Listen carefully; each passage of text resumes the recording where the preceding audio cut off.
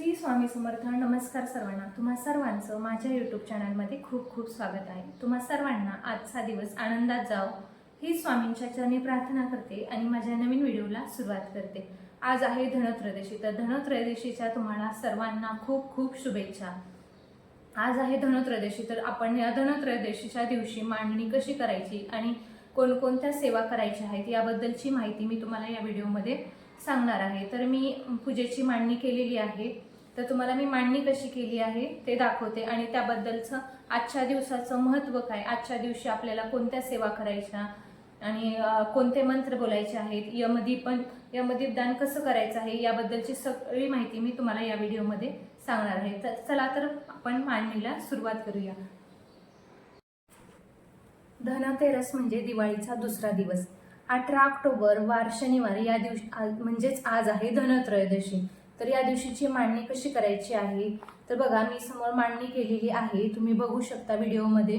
आपल्याला धन्वंतरी देवतेचा यासाठी फोटो लागणार आहे आणि देवाच्या उजव्या बाजूला म्हणजे आपल्या डाव्या हाताला कलशाची स्थापना जी आहे ती केली आहे. या दिवशी आपल्याला प्रार्थना आहे ते कशासाठी करायची आहे तर आपले आरोग्य व्यवस्थित राहावे यासाठी आपल्याला धन्वंतरी देवाची पूजा करायची आहे. आता काय या दिवशीची मांडणी अगदी सोपी आहे. तुम्ही व्हिडिओमध्ये बघू शकता मी कशी मांडणी केलेली आहे. याची पूजा केल्यामुळे घरातील सगळ्यांना उत्तम आरोग्य लाभते. धन्वंतरी जी देवता आहे ती आरोग्याची देवता आहे. त्यामुळे आपलं संपूर्ण वर्ष आहे ते निरोगी जावं यासाठी धन्वंतरी भगवानांची पूजा जी आहे ती करायची आहे. तर माझ्याकडून तुम्हा सर्वांना धनत्रयोदशीच्या खूप खूप शुभेच्छा. धनत्रयोदशीच्या दिवशी काय करायचं आहे तर आपल्याला सकाळी लवकर उठून दरवाजा स्वच्छ पुसायचा आहे. दारात सणासुदीला रांगोळी काढायची आहे. छोटी का असेना आपल्याला रांगोळी काढायची आहे.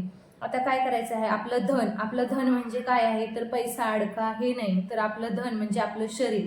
आपलं शरीर जर उत्तम राहिलं, निरोगी असेल तरच आपण काय करू म्हणजे पैसा कमवू शकू किंवा नोकरीला जाऊ शकू. म्हणून आपलं शरीर जे आहे ते निरोगी राहण्यासाठी आपल्याला या दिवशी धन्वंतरी भगवानांची पूजा करायची आहे. बरेच जण काय करतात, या दिवशी धन म्हणजे पैसा याचीही पैसा, सोनं, नाणं याचीही पूजा करतात. प्रत्येकाच्या पद्धतीनुसार तुम्ही सोनं नाणं हे पूजू शकता. पण ही जी अशी मी पूजा मांडली आहे ती तशी तुम्ही नक्की पूजा करा. आता याचा शुभमुहूर्त काय आहे ते मी तुम्हाला सांगते. या दिवशीची पूजा आहे ती संध्याकाळी केली जाते. 18 ऑक्टोबर म्हणजे आज ही पूजा सायंकाळी 7:31 ते 8:20 या वेळेत ही आपल्याला पूजा जी आहे ती करायची आहे.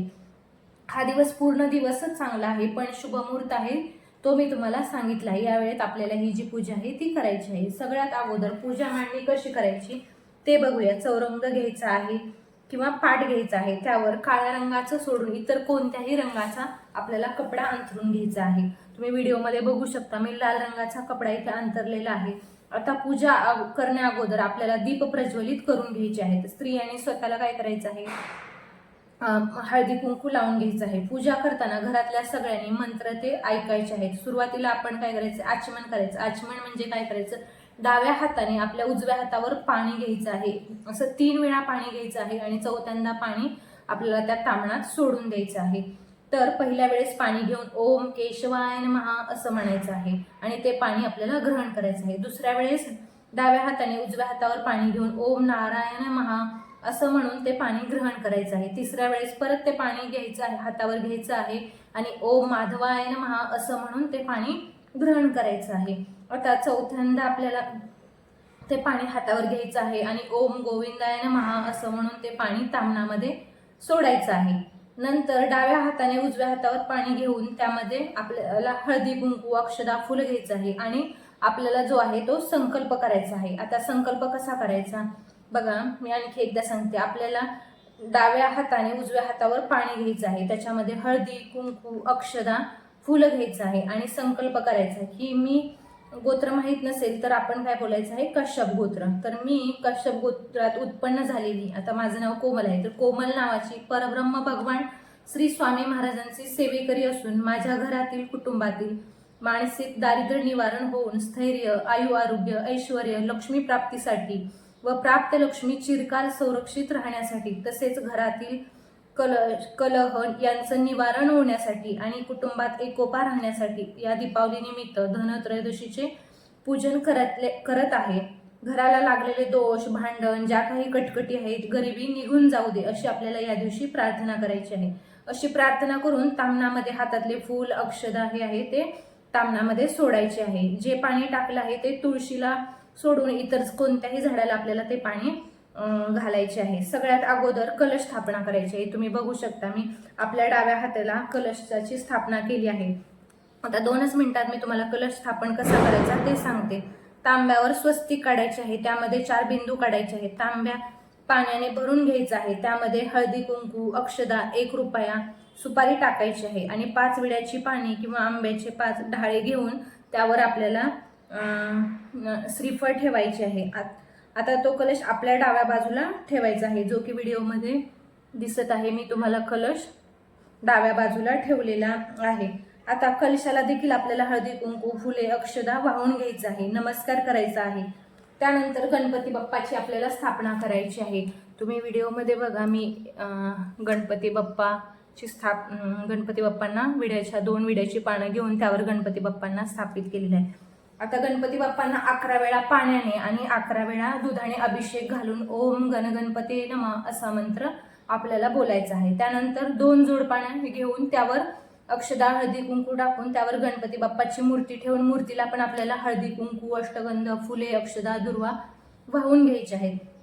गणपती बाप्पानंतर महालक्ष्मीची मूर्ती घ्यायची आहे. आता माझ्याकडे महालक्ष्मीची मूर्ती नाहीये म्हणून मी इथे सुपारी जी आहे ती सुपारी घेतलेली आहे. महालक्ष्मी स्वरूप समजून सुपारी ठेवायची आहे. महालक्ष्मी स्वरूप सुपारीलाही आपल्याला हळदी कुंकू, फुले, अक्षदा व्हायचे आहे. त्यानंतर धन्वंतरी भगवानांचा जो फोटो आहे तर त्या फोटोला आपल्याला हळदी कुंकू, फुले, अक्षदा वाहून घ्यायचे आहेत. तर या धनत्रयोदशीच्या दिवशी धने आणि गुळ याचा नैवेद्य ठेवायचा आहे. तुम्ही ते बघू शकता व्हिडिओमध्ये मी एका ह्याच्यात धने आणि गुळ जे आहे ते ठेवलेलं आहे. आता या दिवशी आपल्याला धने आणि गुळ हाच नैवेद्य दाखवायचा आहे. याच दिवशी हा नैवेद्य आहे तो महत्वाचा मानला जातो. त्यानंतर धन्वंतरी भगवानांना 5 फळाचा नैवेद्यही ठेवायचा आहे. धने आणि गुळ या नैवेद्याशिवाय पूजा अपूर्ण आहे, त्यामुळे आपण आवर्जून धने आणि गुळ हा नैवेद्य ठेवायचा आहे. धन्वंतरी भगवान हे आरोग्याचे देवता आहे म्हणून मी इथे लवंग तुम्हाला मी व्हिडिओमध्ये दाखवते. मी इथे तुम्ही बघू शकता व्हिडिओमध्ये मी लवंग, वेलची, हळकुंड, दालचिनी असं जे आहे ते सगळं मसाल्याचे पदार्थ ठेवलेले आहेत. एकीकडे मी सगळे ड्रायफ्रुट्स आहेत ते ठेवलेले आहेत आणि ह्या साईडला मी औषधी वनस्पती जे आहेत ते ठेवल्या आहेत. तुमच्या इथे ज्या काही औषधी वनस्पती असेल, माझ्याकडे कढीपत्ता, पुदिना, तुळशी, अशा आवळा अशा ज्या औषधी वनस्पती आहेत ते मी इथे घेतलेले आहेत. आता याला सगळ्या गोष्टींना आपल्याला हळदी कुंकू, फुले अर्पण करून घ्यायचे आहेत. आणि हे सगळं झाल्यानंतर आपल्याला काय करायचं आहे, मनोभावे प्रार्थना करायची आहे आपले आरोग्य निरोगी राहण्यासाठी. आणि हे सगळं पूजा मांडून झाल्यानंतर करून झाल्यानंतर आपण गणपती बाप्पांची जी आहे आरती ती आरती करायची आहे. गणपती बाप्पांच्या आरतीनंतर आपल्याला भगवान विष्णूंची आरतीही करायची आहे. त्यानंतर लक्ष्मी मातेची आरती करायची आहे आणि प्रार्थना करायची आहे की माझ्या घरातील सगळ्यांना निरोगी ठेव, भरपूर आयुष्य लाभू दे. त्यानंतर या दिवशी कोणत्या सेवा करायच्या आहेत हे मी तुम्हाला सांगते. 1 वेळा या दिवशी विष्णू सहस्त्रनाम, 1 वेळेस रामरक्षा स्तोत्र, गीतेचा 15वा अध्याय, कालभैरवाष्टक हे आपल्याला आहे ते 1 वेळा वाचायचे आहे. आणि 1 माळ महामृत्युंजय